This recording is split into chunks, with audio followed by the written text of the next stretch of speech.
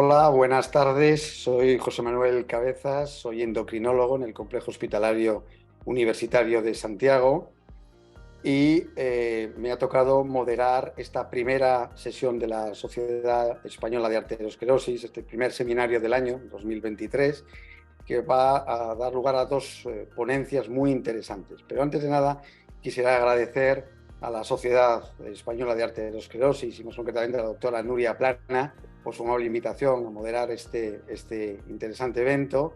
También a Carmen Hurtado por la logística y las facilidades que ha mostrado para eh, arreglar un poquitín los problemas técnicos que hemos tenido aquí con el ordenador. Y entonces, esta primera seminario del 2023 va a contar con dos jóvenes endocrinas, tanto de Canarias como de Barcelona, que nos van a dar dos charlas muy interesantes. La primera, que va a dar la doctora Ana González Lleó, del Servicio de Endocrinología del Complejo Hospitalario Materno Insular de Gran Canaria, que actualmente está realizando precisamente su tesis sobre hipercolesterolemia familiar y su relación con la diabetes, pues va a versar sobre inhibidores del PCSK9 y evolución glucídica.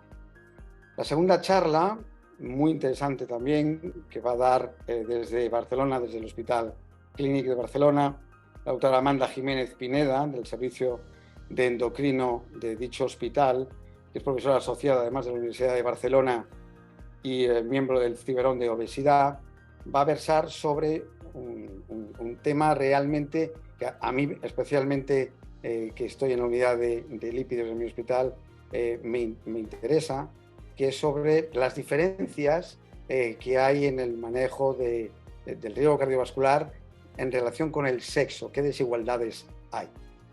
Bien, sin más, voy a dar paso a la primera ponente, repito, la doctora Ana González Lleó, del Servicio de Endocrinología del Hospital de Gran Canaria, que nos va a hablar sobre inhibidores del PCSK9 y evolución del metabolismo glucídico.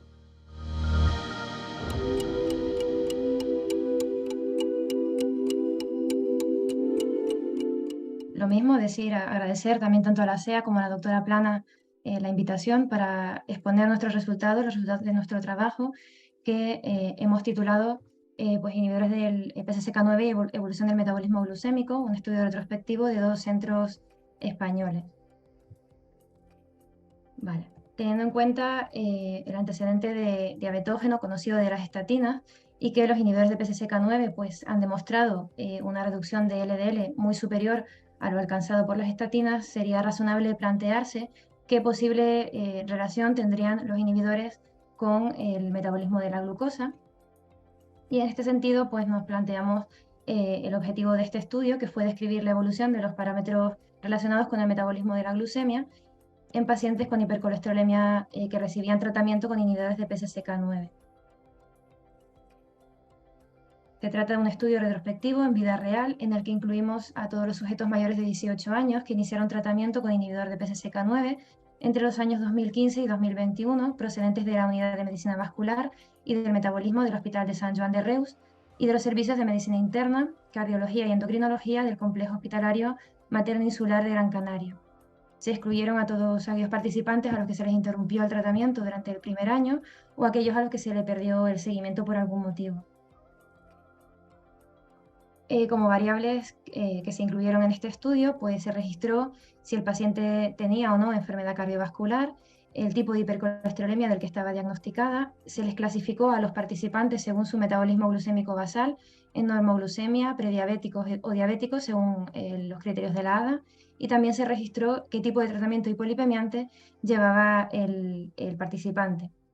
Como datos antropométricos, pues también se registró el peso y la talla, tanto al inicio como al finalizar el seguimiento, y con ello se calculó el índice de masa corporal y la ganancia ponderal. Y finalmente, lógicamente, también se incluyeron datos analíticos en cuanto al perfil lipídico, LPA, LDL y porcentaje de reducción, y también del perfil glucémico, tanto de la glucemia basal como la hemoglobina glicosilada del comienzo del inhibidor y los datos más recientes obtenidos. Con todas estas variables, pues se les aplicó el test estadístico correspondiente y se realizó un test de regresión logística multinivel con sujetos sin diabetes inicial ajustado por el factor hospital de origen para evitar el sesgo. En esta primera tabla de resultados, en los que podemos ver las características basales de la muestra, tuvimos una N final de 218 sujetos, 53,2% de ellos varones, con una edad mediana de 62 años, que tenían un índice de masa corporal compatible con sobrepeso. Casi el 57% de ellos procedían del Hospital de Sant Joan de Reus y un 70,6% de ellos tenían ya diagnóstico de hipercolesterolemia familiar al comienzo del tratamiento. El 53,2% estaban diagnosticados de enfermedad cardiovascular establecida y un 62 y 73% respectivamente utilizaban ezetimiba y estatinas, todo ello al inicio del inhibidor.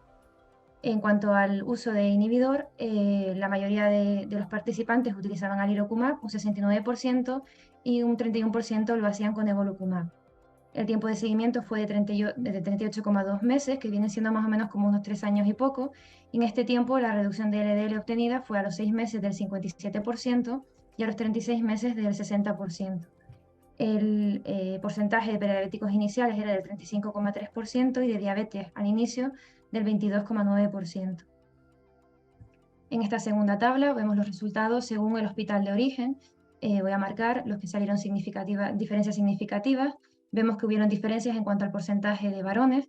En el Hospital de Gran Canaria el porcentaje era inferior. En cuanto al uso de inhibidor, en el Hospital de Reus hacían un uso más balanceado de los inhibidores, un 50-50, mientras que en el Hospital de Gran Canaria el uso mayoritario era de alirocumab.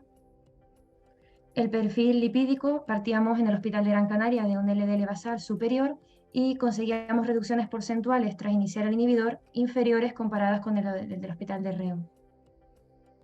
La glucemia basal también fue superior en el Hospital de Gran Canaria y eso pues lógicamente se tradujo en un peor metabolismo glucémico inicial con más porcentaje de prediabetes y de diabetes en el Hospital Canario. En la tabla superior izquierda podemos ver la evolución de la glucemia basal y comprobamos que tanto normoglucémicos como prediabéticos experimentaron un incremento pequeño de la glucemia basal durante el seguimiento, pero solamente entre los sujetos con normoglucemia este incremento fue significativo. En la tabla inferior vemos que estos sujetos con normoglucemia, de ellos ninguno desarrolló diabetes y el 28,6% sí que pasaron de normoglucemia a prediabetes durante los 3 años de seguimiento. Los 14 casos de diabetes de novo, todos fueron diagnosticados dentro de sujetos que tenían ya prediabetes al inicio. Y precisamente entre estos individuos utilizamos sus datos para hacer una tercera tabla en la que comparábamos pues, a los prediabéticos que sí desarrollaron diabetes frente a los que no lo hayan hecho. Y lo que encontramos es que los prediabéticos que finalmente se diagnosticaron de diabetes tenían un peor control glucémico al inicio del inhibidor. Tuvimos una prevalencia de diabetes al final de 29,4%, un 31% de hombres y un 27,5% de mujeres, con una tasa de incidencia de diabetes de 26 casos por cada 1000 personas año.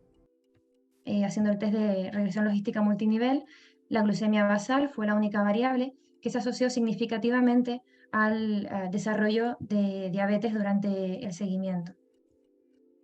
Y ya pues pasando al apartado de discusión, podemos decir que hemos encontrado en nuestra muestra una elevada incidencia y prevalencia de diabetes comparado con la población española general, pero es verdad que si lo comparamos con la población por edad y por sexo, la incidencia y la prevalencia vienen siendo muy parecidas. Hay que tener en cuenta que se trata de un grupo poblacional de una edad avanzada, recordemos que tenía 62 años, con sobrepeso, muchos de ellos ya con prediabetes y usuarios de fármacos diabetógenos, lo que los hace pues ser un grupo que tiene una predisposición ya per se a desarrollar diabetes. El deterioro de la glucemia basal solo fue significativa en normoglucémicos, un 28,6% de ellos pasaron a la categoría de prediabetes, pero ninguno desarrolló diabetes, y que los casos de diabetes solo se dieron entre los prediabéticos iniciales. Con estos datos pues podemos concluir que de existir algún tipo de impacto de los inhibidores sobre el metabolismo de la glucosa sería moderado y en todo caso podría acelerar la transformación hacia diabetes entre sujetos que ya tienen predisposición per se a desarrollarla. Y que existieron importantes diferencias poblacionales, como ya comenté, especialmente el uso de inhibidor, el LDL basal, el porcentaje de reducción obtenido una vez que se inició el inhibidor y el control glucémico inicial también era diferente entre los hospitales, y para ello se hizo la regresión logística multinivel en la que pues solamente la glucemia basal al inicio de los inhibidores se asocia significativamente con la aparición de diabetes de nuevo. Y bueno, acabada ya esta primera parte de la charla, comienzo con una segunda parte, hago una pequeña revisión bibliográfica sobre los estudios que han documentado la posible relación entre los inhibidores y el metabolismo de la glucosa. Empezamos con los grandes ensayos clínicos. Este primer estudio, que engloba 10 ensayos Odyssey en fase 3, con casi 5.000 participantes prediabéticos en un 40% de ellos, un tiempo de seguimiento máximo de 18 meses, concluyeron que no existían cambios significativos ni en la glicosilada ni en la glucemia basal, ni tampoco existía un riesgo incrementado de diabetes de nuevo. Otro estudio Odyssey con alirocumab de más de 13.500 participantes, aquí todos ellos ninguno de ellos tenía diabetes, casi 3 años de seguimiento, encontraron que no existían diferencias significativas entre la glucemia basal con la aparición de diabetes de nuevo, ni tampoco en el riesgo de desarrollar diabetes de nuevo. Pasando ya a los estudios Fourier con evolucumab, en este estudio con 27.300 participantes, también de un tiempo de seguimiento de 2 años y poco, en el que comparaban sujetos con y sin síndrome metabólico, concluían que no existía un aumento del riesgo de diabetes de nuevo, ni tampoco del deterioro del control glucémico. Otro estudio, también Fourier, bastante interesante porque lo que miraba era la aparición de efectos adversos en relación a la cantidad de LDL, de la concentración de LDL alcanzado con los inhibidores, y en cuanto a lo que nos ocupa, pues no encontraron tampoco diferencias significativas entre los niveles de LDL alcanzados con la aparición de diabetes de nuevo.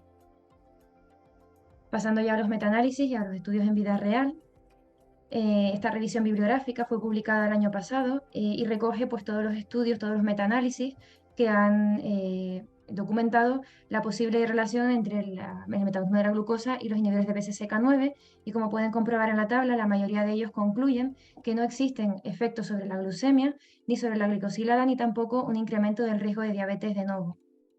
No obstante, 2 de ellos, de estos metaanálisis, sí que encontraron un leve deterioro del control glucémico.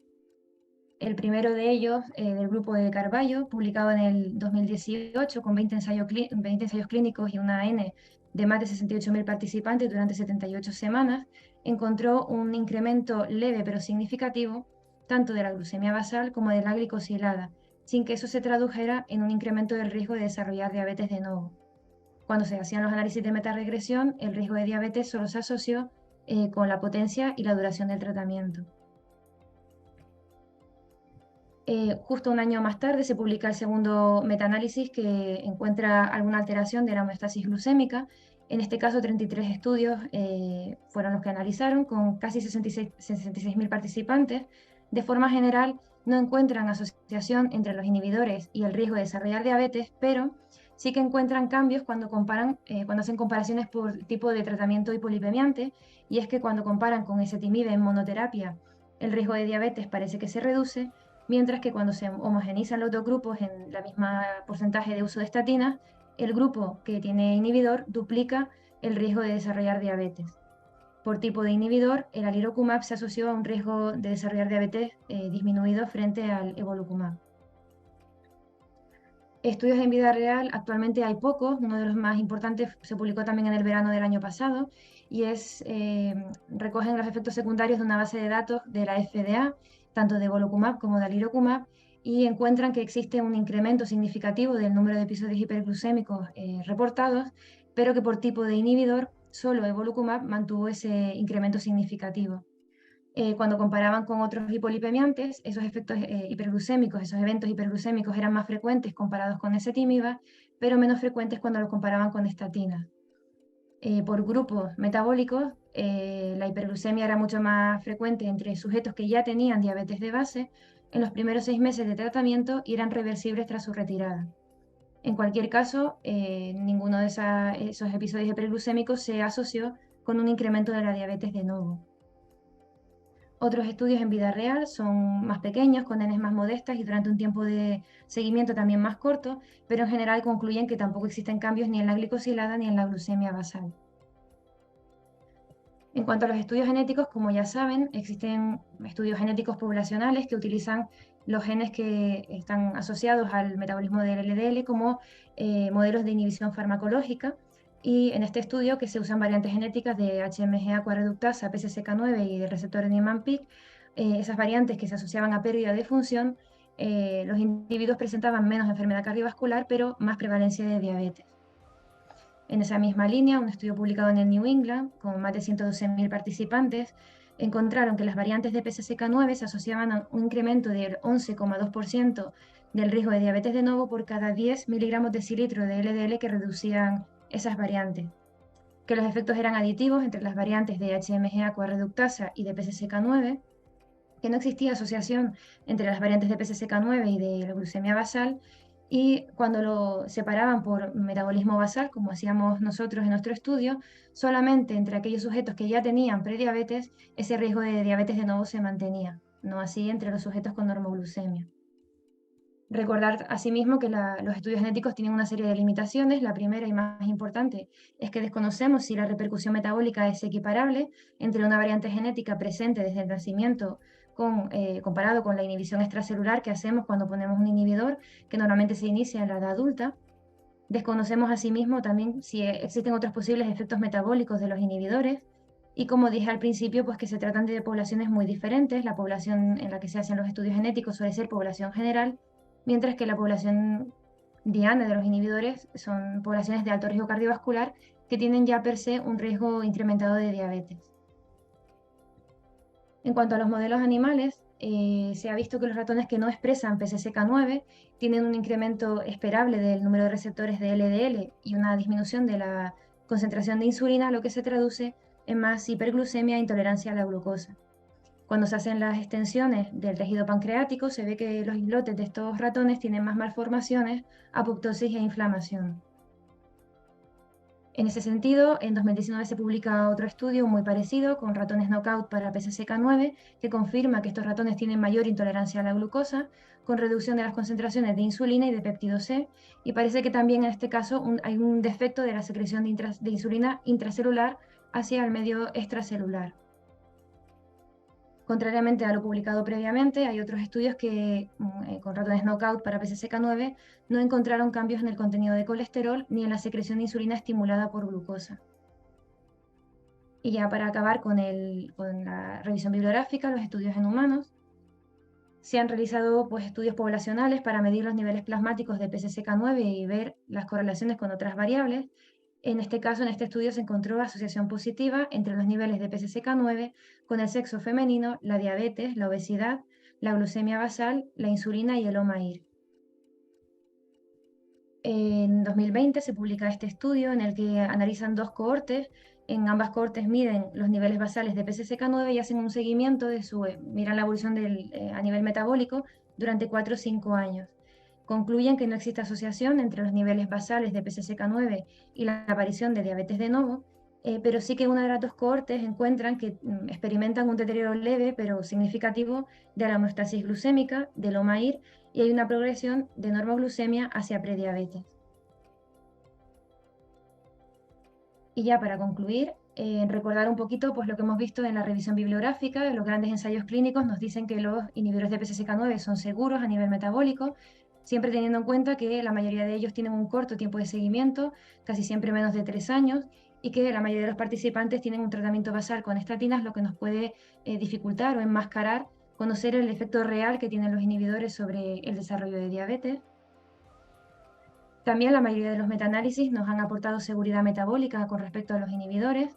De existir algún tipo de deterioro glucémico, este sería dependiente del tratamiento hipolipemiante que tuviera el sujeto de base.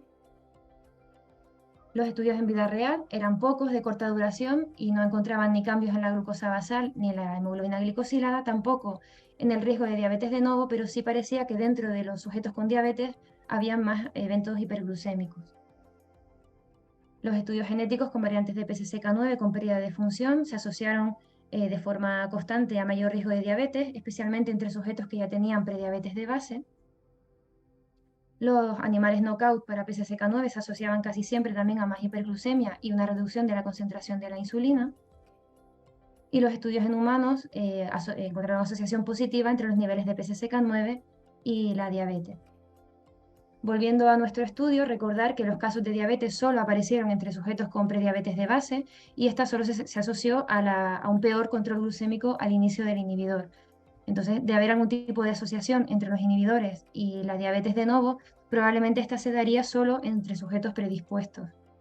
Que es evidente que existe una relación entre la enzima PCSK9 y el metabolismo de la glucosa. No existen datos suficientes actualmente para desaconsejar o ajustar el uso de inhibidores entre sujetos sin diabetes de base. Son necesarios más estudios sobre metabolismo glucémico y en este área es importante la duración. Son necesarios estudios de más duración para realmente ver el impacto real de los inhibidores sobre la homeostasis glucémica.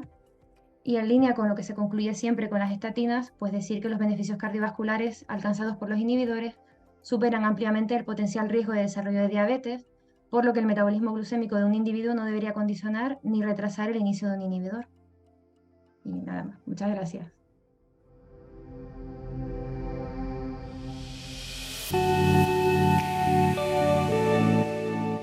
Creo que ha sido clarísimo la exposición tuya. Estaba sudando al principio cuando estabas dando algunos de los resultados. Me has tranquilizado muchísimo en las conclusiones. Bien, vamos a dejar el turno de preguntas, por supuesto, para el final. Vamos a escuchar ahora a la segunda ponente del Hospital Clínic.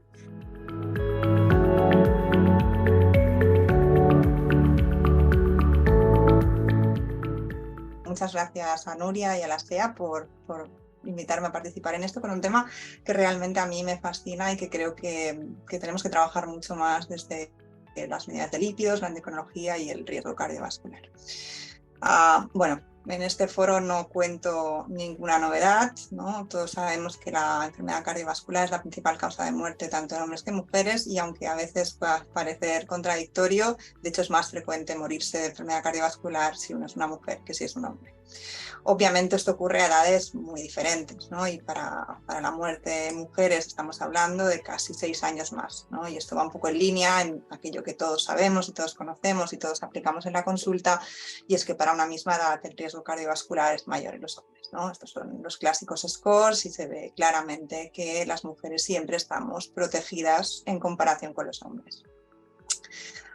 Sin embargo, y no es por ser agorera, pero los americanos que siempre van por delante de nosotros ya están viendo que hay algunas cosas que tal vez vayan a cambiar, ¿no? Y estos son estudios en poblaciones. Es posible, ¿no?, que esto que, ¿no?, tradicionalmente todos hemos interiorizado, que las mujeres tenemos menos riesgo, quizá vaya cambiando, ¿vale? Estos son datos americanos que ya sabéis que van por delante de nosotros en muchas cosas y en las malas también, y lo que miran en este estudio es la incidencia de infartos durante un periodo largo, desde los 95 hasta prácticamente 2013, en gente joven, gente por debajo de los 54 años, lo que sería enfermedad cardiovascular prematura.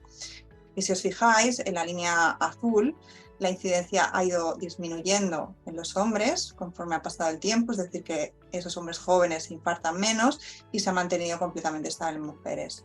Y cuando miramos el porcentaje de total de infartos que corresponden a aquellos que realmente queremos evitar o que son más prioritarios de evitar, que son los que aparecen en edades donde no toca, las mujeres han ido aumentando la proporción de infartos en jóvenes, ¿vale? Es decir, que entre las mujeres jóvenes parece que esa protección de alguna manera se va perdiendo. En esta misma línea, esto es una encuesta poblacional donde les preguntan a los pacientes que con estas cosas, con hipertensión, hipercolesterolemia, o que tengan ya cardiopatía isquémica o ictus, a qué edad presentaron su evento cardiovascular, ¿vale? Si os fijáis, para cardiopatía isquémica se mantiene más o menos estable en hombres, también más o menos estable en mujeres, pero para ictus, ¿no?, que ya veremos que es mucho más asociado al sexo femenino, la edad de presentación conforme ha pasado el tiempo ha ido bajando, ¿vale? Es decir, que las mujeres presentan un ictus a edades cada vez más jóvenes, ¿no? Un poco este cambio de tendencia. Y si ya nos vamos a poblaciones, no población general, sino poblaciones específicas, hace ya años que sabemos, ¿no?, que este beneficio teórico de ser mujer, pues en estas patologías se pierde bastante. Estos son datos de pacientes con diabetes tipo 2, especialmente aquellos jóvenes. Es un estudio donde incluyen varias cohortes poblacionales que conocéis perfectamente bien. Y si os fijáis, cuando hablamos de riesgo no relativo, riesgo absoluto, las mujeres con diabetes tienen más riesgo que los hombres con diabetes. No es que tengan más riesgo relativo, sino que tienen más riesgo absoluto. Y esto es así en las diferentes cohortes, si os fijáis aquí. Y si ya hablamos de riesgo relativo, es decir, qué riesgo tiene una mujer con diabetes respecto a una que no tiene diabetes, pues fijaros que para la mujer con diabetes se multiplica por casi 4 veces, mientras que para el hombre ni siquiera es significativa la diferencia, ¿vale? Estoy hablando de pacientes jóvenes. Más estudios. Este es un metaanálisis de estudios de corte prospectivo y si os fijáis en la parte relativa, el hecho de ser mujer con diabetes penaliza mucho más que ser hombre con diabetes, ¿vale? Para nosotras, el hecho de tener diabetes nos multiplica por 4 y por 3 el riesgo, mientras que para ellos es mucho menor. Si nos vamos a la hipercolesterolemia familiar, seguimos estando protegidas, tenemos menos riesgo que los hombres con hipercolesterolemia familiar, pero al final lo que uno quiere como médico o como paciente especialmente, no es tener el mismo riesgo o menor riesgo que un hombre con su misma patología, sino tener un riesgo lo más parecido posible a una persona sin la patología. Y aquí volvemos a pinchar, ¿vale? Es decir, estos son datos del registro Simon Broom, que es un registro de UK, con un seguimiento tremendo, ¿no? Y miran, ¿no?, conforme ha pasado el tiempo, cómo nos ha ido en cuanto a mortalidad en pacientes con hipercolesterolemia familiar y lo segmentan entre hombres y mujeres. Y fijaros, para los hombres con hipercolesterolemia familiar, conforme pasa el tiempo, hemos ido reduciendo su riesgo relativo de mortalidad en comparación con la población. Y de hecho lo hemos hecho también que para aquellos hombres que al inicio del registro no tenían enfermedad cardiovascular, los hemos igualado con la población general. Y sin embargo, fijaros, en las mujeres con enfermedad cardiovascular no hemos hecho nada, estamos igual que estábamos en el 92. Y en cuanto a aquellas que no tenían enfermedad cardiovascular previa, exactamente igual, ¿vale? Es decir, que la prevención está siendo claramente menos efectiva en mujeres, con todas las limitaciones que puedan tener este tipo de registros, ¿eh? Vale, miremos morbilidad, ¿no? Pues morbilidad, un poco lo mismo, ¿vale? A partir de los 30-50 años, nosotras tenemos un riesgo mucho mayor que ellos. Es decir, una mujer con hipercolesterolemia familiar tiene un riesgo relativo un 50% mayor que un hombre con hipercolesterolemia familiar cuando lo comparamos con su respectivo de edad y sexo. Misma conclusión, estamos previniendo peor en mujeres que en hombres. Y si ya nos vamos a prevención secundaria, ¿no?, que parece que aquí no debería haber tantas diferencias, pues fijaros también, ¿vale? Pacientes en prevención secundaria de muy alto riesgo, definido como lo tenéis aquí, pacientes realmente de riesgo extremo. Pues ya no hablo de riesgos relativos. Estas mujeres que ya han tenido un evento cardiovascular y que están en una situación de riesgo extremo tienen más incidencia de eventos que un hombre, ¿vale? Es decir, que eso de que las mujeres tenemos menos riesgo, sí, pero depende, ¿no? Y lo que está claro es que no estamos previniendo de la misma manera en hombres y mujeres. Entonces, estas diferencias se pueden deber a muchos factores, incluyendo el efecto suelo. Siempre es más fácil reducir el riesgo de las personas que tienen menos riesgo, ¿no?, que cuando hay mucho riesgo bajarlo. Pero a mí me gustaría comentar o discutir con vosotros dos especialmente. El primero es que los objetivos de prevención de control de factores de riesgo no son específicos o no son diferentes entre hombres y mujeres y eso tiene ciertas connotaciones. Y lo segundo, y yo creo que esto también nos debe hacer reflexionar un poco a todos, es que existen diferencias en la prescripción y la consecución de objetivos entre hombres y mujeres de alto riesgo. Esto también lo sabéis igual que yo, hablamos de enfermedad cardiovascular en general, pero no toda la enfermedad cardiovascular es la misma y de hecho hay diferencias claras en su presentación entre hombres y mujeres, ¿vale? Estos son datos del estudio de Rotterdam y si os fijáis, ¿no?, en los hombres lo que claramente predomina es la enfermedad coronaria a cualquier edad, a partir de los 55, mientras que en las mujeres lo que claramente predomina es el ictus o la enfermedad cerebrovascular y en segundo lugar la insuficiencia cardíaca. La prevención está muy focalizada aquí y mucho menos aquí, ya sabéis igual como yo, ¿no?, que tanto en el ictus como en la insuficiencia cardíaca la hipertensión juega un papel muy muy importante, más, ¿no?, que el que juega en la enfermedad coronaria. Y un poco en esta misma línea, ¿no?, todos sabemos que las mujeres tenemos fisiológicamente la tensión arterial más baja que los hombres, esto es así, y sin embargo cuando tratamos a mujeres hipertensas las diagnosticamos con los mismos puntos de corte y buscamos exactamente los mismos objetivos de control que en un hombre. Y fijaros, empiezan a haber datos que nos dicen que tal vez esto nos lo tenemos que replantear. Esto es un estudio retrospectivo de cortes prospectivas muy conocidas, las tenéis aquí, Framingham, el estudio MESA, el estudio ARI, con un follow-up muy largo, y lo que hacen es ver a partir de qué nivel de hipertensión o de tensión arterial sistólica se empieza a incrementar el riesgo de eventos cardiovasculares en hombres y en mujeres. Y si os fijáis, En mujeres el riesgo se empieza a incrementar mucho antes, con valores a partir de 100 ya hay un incremento del 25% del riesgo, en hombres no, y que para cualquier categoría de hipertensión el riesgo asociado a ese nivel de hipertensión es mucho mayor en mujeres que en hombres. Y sin embargo, insisto, los tratamos igual porque no tenemos ningún estudio que diga que las tenemos que tratar diferente. Con los lípidos, aquí pasa un poco lo mismo. Fijaros, este es un metaanálisis de estudios randomizados de pacientes en tratamiento con estatinas, comparando el efecto en hombres y en mujeres. La conclusión es que es el mismo, pero si uno mira con un poquito de cariño y un poquito de detalle, menos de un tercio de los pacientes incluidos entre estos estudios, no llega al 33%, son mujeres. Estamos alrededor de un cuarto, 1 de cada 4 son mujeres. Y si os fijáis, tanto para prevención secundaria como para prevención primaria, el número de mujeres es claramente inferior y el número de eventos es claramente inferior en mujeres que en hombres. Y cuando uno mira los casos ratio, no hay diferencias estadísticas, pero quizás se intuye que podemos ser diferentes.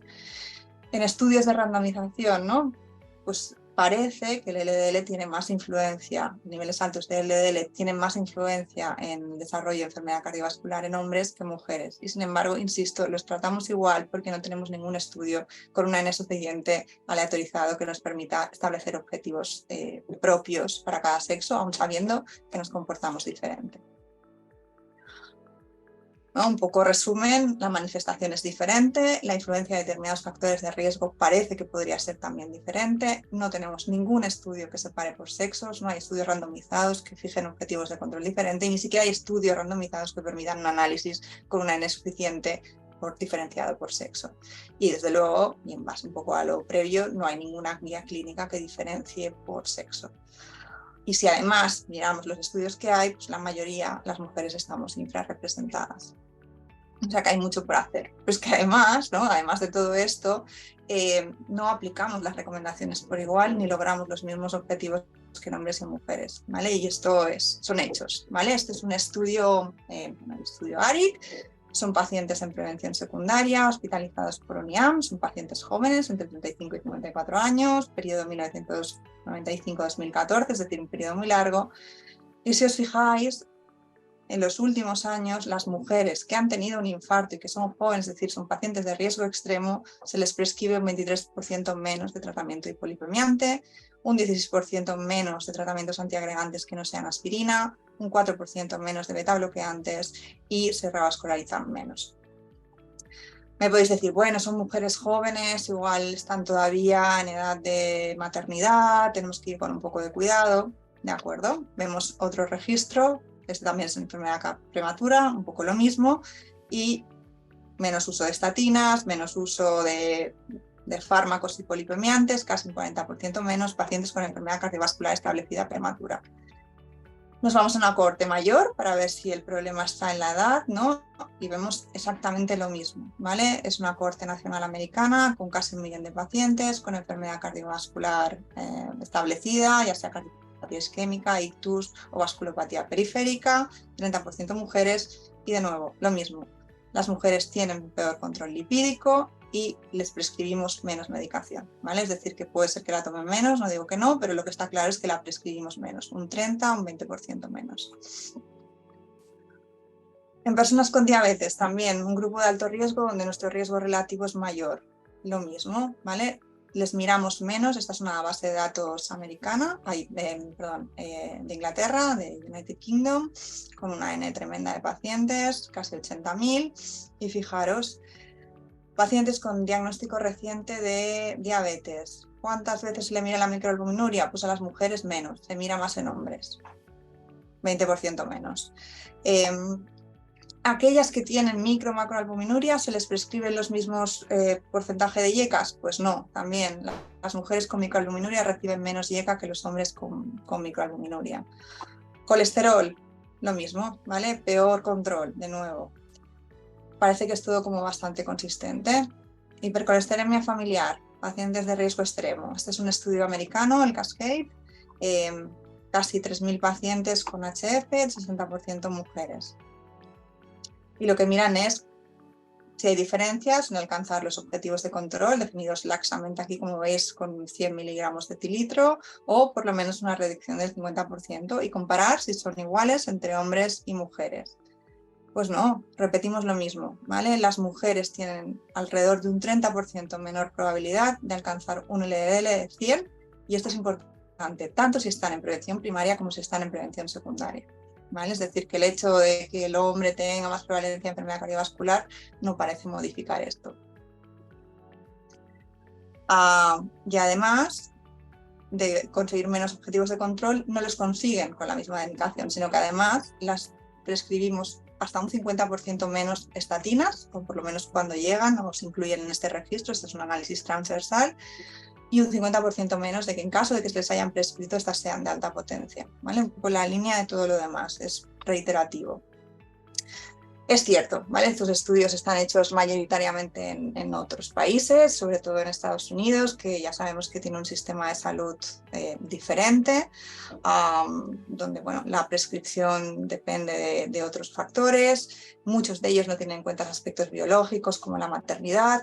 Las mujeres tienen más intolerancia a estatinas, no incluyen PCSK9, son estudios transversales, no sabemos quién es el profesional que las trata, con lo cual bueno, pues puede ser que estas diferencias se expliquen por todas estas cosas.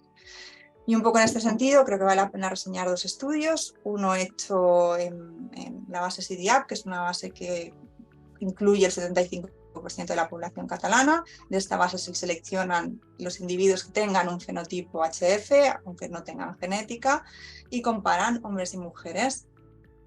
Lo mismo que veían los americanos, lo mismo que veían todos los demás. Todos están muy lejos de objetivo, pero las mujeres, y especialmente aquellas que están en prevención secundaria, todavía más. Y además, de nuevo, tienen menor prescripción de tratamientos hipolipemiantes de alta intensidad, y en este caso pueden mirar la adherencia, también se adhieren menos. Modelos ajustados por diferentes factores de riesgo, es decir, no es porque los hombres tengan más riesgo, sino es por otros factores que no conocemos.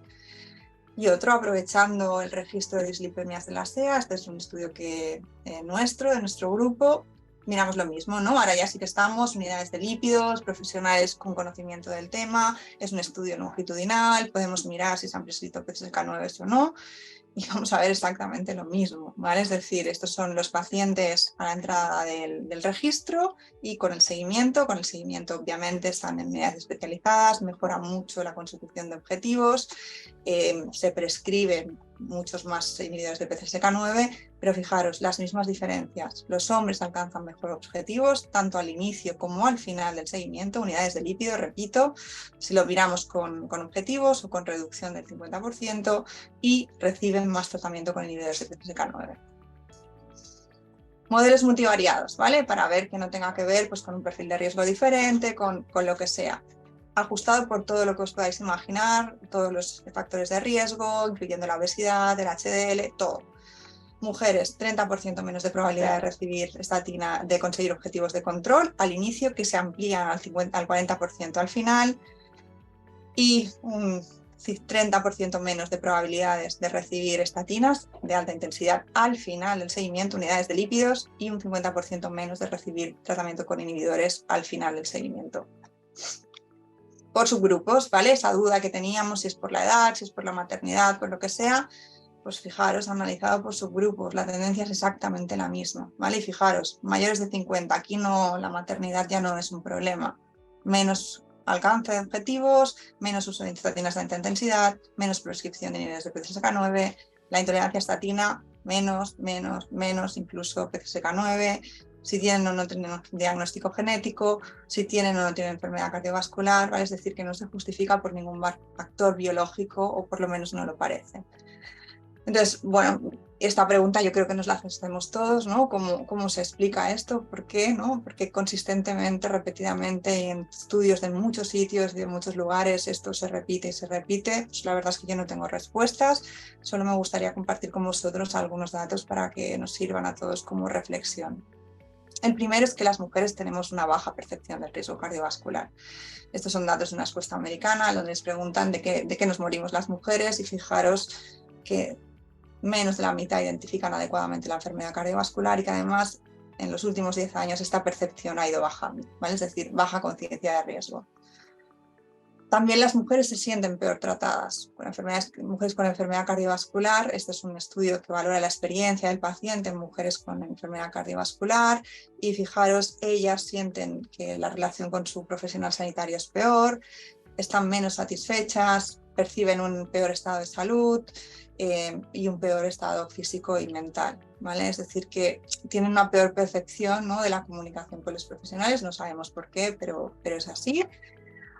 Y esta es otra encuesta donde se hace a pacientes que están o que han recibido tratamiento con estatinas. Y bueno, esto ya lo sabemos, las mujeres tienen más sintomatología muscular en relación con estatinas y esto es una causa de abandono, pero además de esto yo creo que lo interesante es que se repite un poco lo que veíamos antes, ¿no?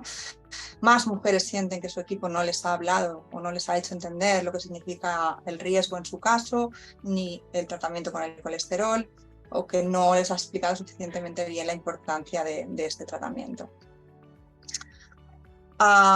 Y bueno, quizá esto también viene un poco, ¿no?, esta mala percepción de las mujeres en relación, viene un poco percibida de cosas que vienen de antes, ¿no? Y fijaros, este es un estudio que es mujeres hospitalizadas, mujeres y hombres, hospitalizados por un infarto en hospitales americanos, son jóvenes, ¿no?, la mayoría mujeres, y se les pregunta, ¿no?, cuando vinieron por el infarto, un poco si ya habían consultado antes y qué sensación tuvieron cuando consultaron antes. Y fijaros que muchas más mujeres, cuando consultaron por dolores similares al que al final acabó siendo un infarto, el profesional sanitario que las atendió creyó que aquello no tenía nada que ver con el corazón, ¿vale? Casi más del 50%, mucho menor en hombres.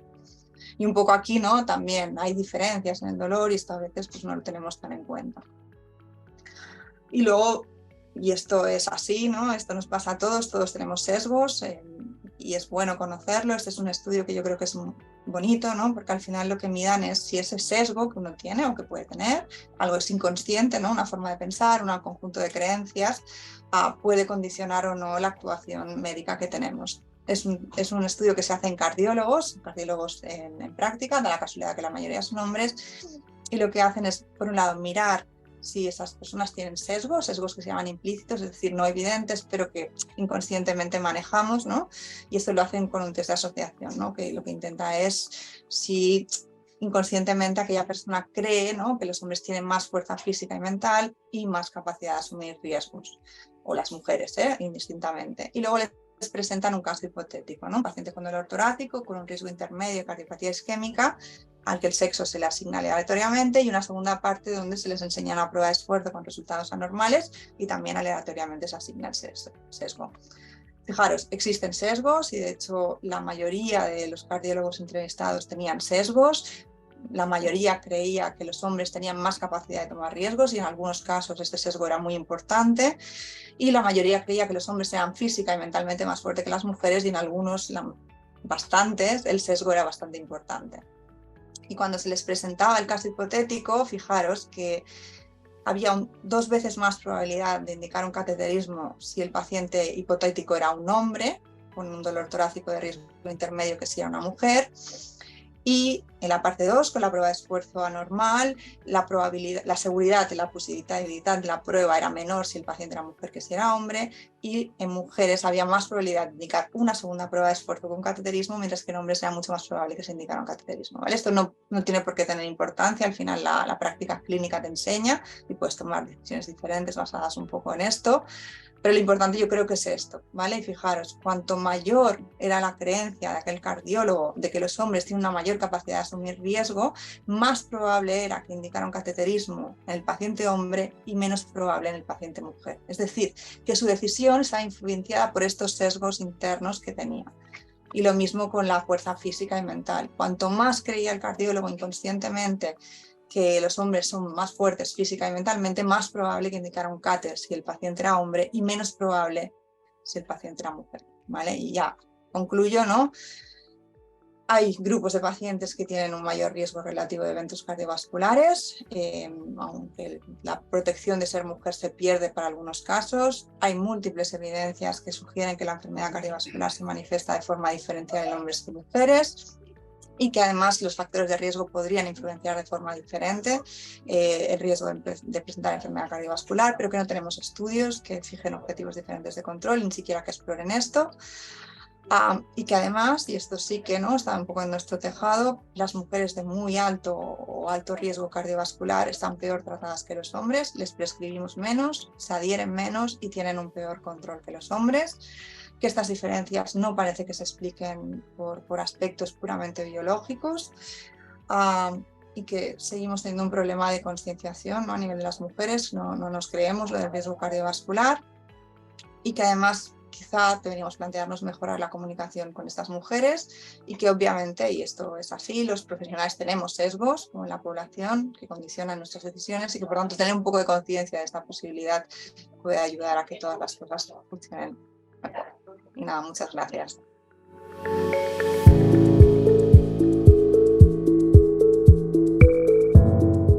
Tenemos mucho que hacer en el sentido del médico, evidentemente, tomarnos en serio claramente que esta diferencia en cuanto a riesgo cardiovascular, lo que ya intuíamos en los diabéticos, cuando yo veo pacientes, mujeres diabéticas que han sufrido un infarto, evidentemente me preocupo muchísimo, incluso bastante más que cuando se trata de un hombre.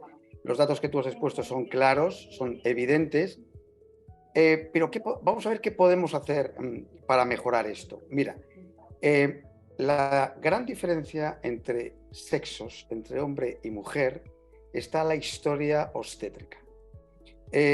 Cada vez hay más evidencia que la historia obstétrica nunca la tenemos en cuenta los médicos que nos dedicamos a esto.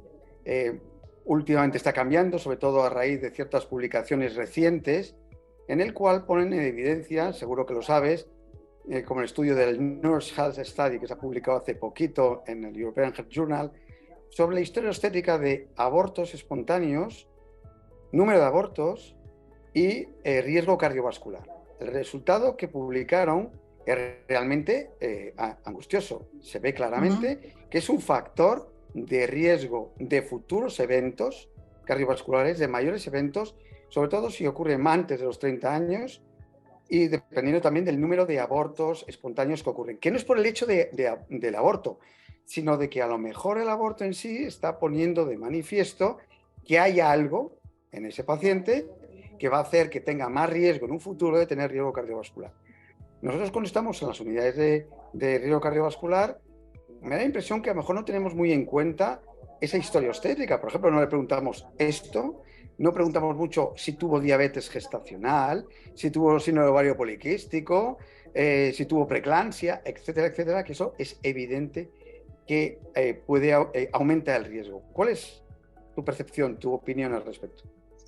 No puedo estar más de acuerdo, ¿eh? Cada vez está más claro que el embarazo es un periodo crítico de ventana de aviso, probablemente, ¿no? Un poco lo que tú decías, no es tanto el hecho de abortar o el hecho de tal, sino lo que subyace a eso, que todavía no tenemos muy claro, y creo que deberían formar parte de toda historia clínica, y de hecho estamos haciendo un esfuerzo, ¿no? por inculcar esto, y diabetes gestacional, estados hipertensivos del embarazo, pequeño para la edad gestacional, todas estas cosas, recogerlas, tenerlas en cuenta. Y luego la otra parte, ¿no? Y esto yo no me dedico a gestación, pero compañeros sí, es un poco esta parte, ¿no? de una vez acabado el embarazo, la mujer se marcha, ¿no? Y a veces queda perdida, ¿no? Y la diabetes no se acaba de mirar o la tensión no se acaba de regular, ¿no? Un poco esa pérdida de oportunidad que creo que no tenemos bien solucionada y que creo que es uno de los deberes, ¿no? Que como personas que nos dedicamos a esto debemos, ¿no? Con la primaria, en conjunto, juntos, intentar solventar, porque realmente los datos, como tú dices, ponen la piel de gallina. Sí, totalmente de acuerdo. Bien. Para Ana, tengo una pregunta, vamos a ver aquí, si hay aquí, vamos a ver en el chat preguntas. Animo a la gente a participar, ahora que no puedo ver aquí en el chat, no veo aquí ahora mismo, no sé si no me salen preguntas, pues no soy capaz de verlo. No veo preguntas aquí de momento. Para Ana, bueno, comenzaste la charla y yo comencé a sudar un poco, echándome a temblar cuando veía, ay, a ver si ahora vamos aquí a encontrar que los inhibidores aumentan el riesgo, y menos mal que has concluido lo que todos evidentemente imaginábamos, ¿no? Evidentemente el beneficio es tan abrumadoramente superior y lo que hay que trabajar es evidentemente en los otros factores. El paciente con riesgo, como tú has expuesto, con prediabetes, es el que tiene realmente riesgo de poder desarrollar una diabetes, tanto con el uso de estatinas como quizás de estos fármacos, ¿no? Pero bueno, estos fármacos, el último estudio, el Fourier-Olé, que se prolongó ya durante más años, no evidenció empeoramiento del control glucémico. Entonces, en ese sentido, parece que tranquilizarnos claramente, ¿no? Sí, efectivamente, el control glucémico fundamentalmente, o la evolución del control glucémico dependerá sobre todo de de dónde partíamos, ¿no? Si partimos de un paciente obeso, prediabético, que ya usa dosis altas de estatinas, es más probable que con el inhibidor pueda desarrollar una diabetes, pero no porque el inhibidor en sí sea el causante, sino porque ya partíamos de un riesgo aumentado, ¿vale? Y probablemente durante el tiempo de seguimiento, igualmente sin inhibidor, hubiese también evolucionado hacia diabetes igualmente. Pero bueno, efectivamente los datos de seguridad cardiovascular y de resultados en general a nivel de prevención cardiovascular son, vamos, superiores a cualquier potencial riesgo que pudiera tener sobre el metabolismo de la glucosa. Y hay algunas preguntas y felicitaciones, por cierto, para las dos ponentes. Vamos a ver aquí del doctor, hombre, de tu hospital, del doctor Ortega, Emilio Ortega, en el cual, siguiendo con el comentario, si para las personas que participan en el registro de la Sociedad Española de Arteriosclerosis, hemos pedido que algunos aspectos clave de la historia obstétrica se añadan en el registro, como la dieta gestacional, edad de la menopausia, eclampsia, etc. ¿Qué opinas? ¿Estás de acuerdo, verdad? No voy a decir que no, por supuesto. Sí, es una gran iniciativa. Vale. La doctora Royuela Jungadela, para ti también, para la doctora Jiménez, ¿qué sabe de las diferencias de género entre la alteración de la lipo-A elevada y sus implicaciones, también en el embarazo?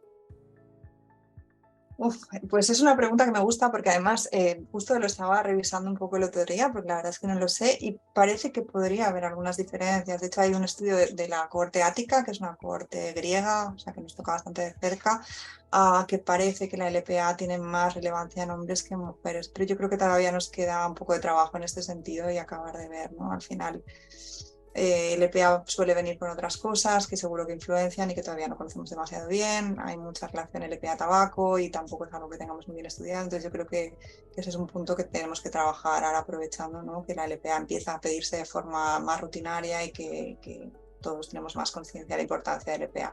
Claro, porque, a ver, lipo-A también se sabe que, bueno, aunque siempre estamos con la misma cantinera de que viene determinada genéticamente, 70-90% está ahí determinada y que, bueno, y que no se modifica, pero hay situaciones que sí lo pueden modificar y uno de ellos es precisamente la menopausia, donde puede llegar, bueno, en algunos extremos a aumentar hasta un 50% y contribuir a ese efecto proteogénico, protrombótico, proinflamatorio, ¿no?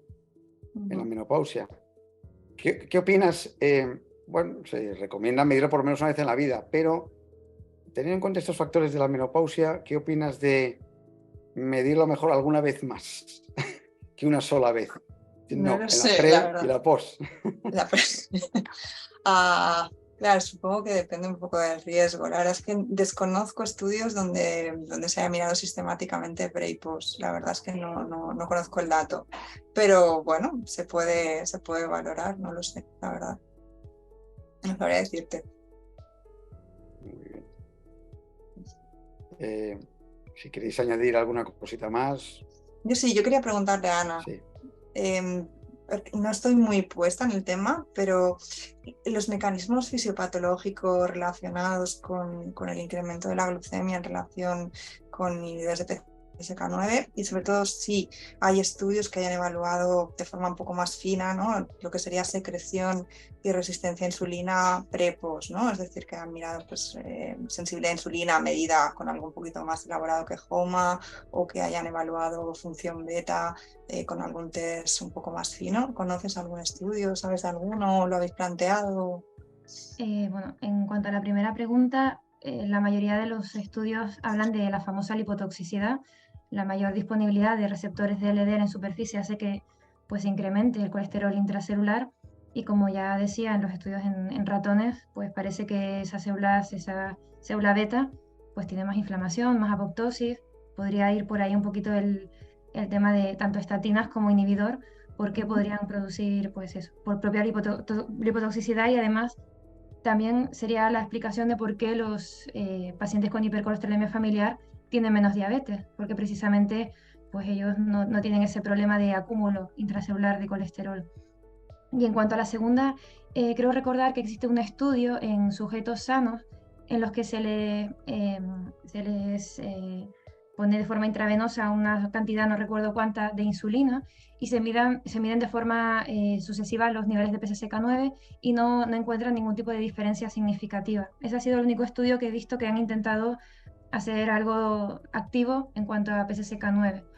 O sea, también es verdad que PCSK9 es una enzima que se ha asociado de forma, digamos, en población general, pues con el propio control glucémico, con los propios antidiabéticos, hipolipemiantes.